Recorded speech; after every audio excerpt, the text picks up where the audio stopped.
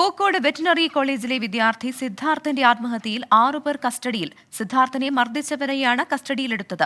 6 പേരുടെയും അറസ്റ്റ് ഉടൻ രേഖപ്പെടുത്തും. വിദ്യാർത്ഥിയുടെ മരണത്തിലേക്ക് നയിച്ചത് SFIയുടെ പരസ്യ വിചാരണയെന്ന് പോലീസ്. ഹോസ്റ്റലിൽ സീനിയർ വിദ്യാർത്ഥികളുടെ വിചാരണ പതിവെന്ന് പ്രതികളുടെ മൊഴി.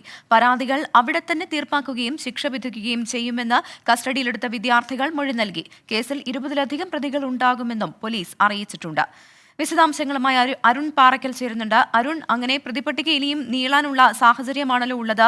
ഈ ഒളിവിൽ കഴിയുന്നവരെ കുറിച്ച് വ്യക്തമായ വിവരങ്ങൾ പോലീസിന് ലഭിച്ചിട്ടുണ്ടോ?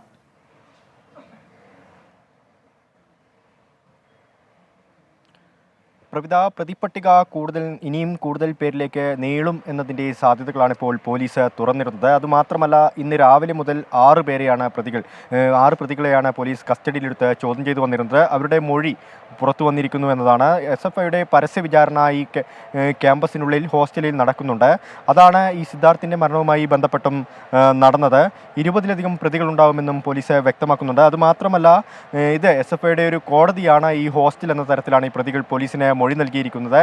ഇങ്ങനെയുള്ള നടപടിക്രമങ്ങൾ ഇത് പതിവാണ്. ആരെങ്കിലും കുറ്റം ചെയ്തു കഴിഞ്ഞാൽ അവരെ പരസ്യമായി ഹോസ്റ്റൽ വിദ്യാർത്ഥികൾക്കിടയിൽ വെച്ച് വിചാരണ ചെയ്യുകയും അവിടെ തന്നെ ശിക്ഷ വിധിക്കുകയും ചെയ്യുന്ന ഒരു നിലപാടാണ് SFIയുടെ കോളേജ് യൂണിയൻ പ്രസിഡന്റും യൂണിറ്റ് സെക്രട്ടറി ഉൾപ്പെടെയുള്ളവർ. അവർ ഈ കേസിലെ പ്രതികളുമാണ്. അവർ ഉൾപ്പെടെയുള്ള ആളുകളാണ് ഈ ശിക്ഷ വിധിക്കുകയും പരസ്യ വിചാരണയ്ക്ക് തുടക്കമിടുകയും ചെയ്യുക.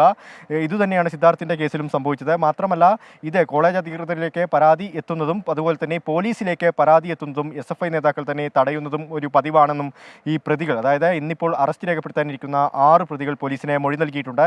എന്തായാലും അല്പസമയത്തിനകം തന്നെ 6 പ്രതികളുടെയും അറസ്റ്റ് രേഖപ്പെടുത്തുമെന്ന് DYSP അറിയിച്ചു. മാത്രമല്ല, കൂടുതൽ പ്രതികളിലേക്ക് ഈ കേസന്വേഷണം നീളുന്നു എന്നതിൻ്റെ സൂചനയും നമുക്ക് ലഭിക്കുന്നുണ്ട്. 20-ലധികം പ്രതികൾ ഈ കേസിൽ ഉണ്ടാകുമെന്നാണ് അറിയുന്നത്. പ്രവിധ, ശരി, അതാണ് പൂക്കോട് വെറ്റിനറി കോളേജിലെ വിദ്യാർത്ഥി സിദ്ധാർത്ഥിന്റെ ആത്മഹത്യയിൽ 6 പേർ കസ്റ്റഡിയിലായിട്ടുണ്ട്. 12 പേർ നിലവിൽ ഒളിവിലാണ്. പ്രതിപട്ടിക ഇനിയും നീളാനാണ് സാധ്യതയെന്നാണ് പോലീസ് അറിയിച്ചിരിക്കുന്നത്. അരുൺ പാറയ്ക്കലാണ് വിവരങ്ങൾ നൽകിയത്.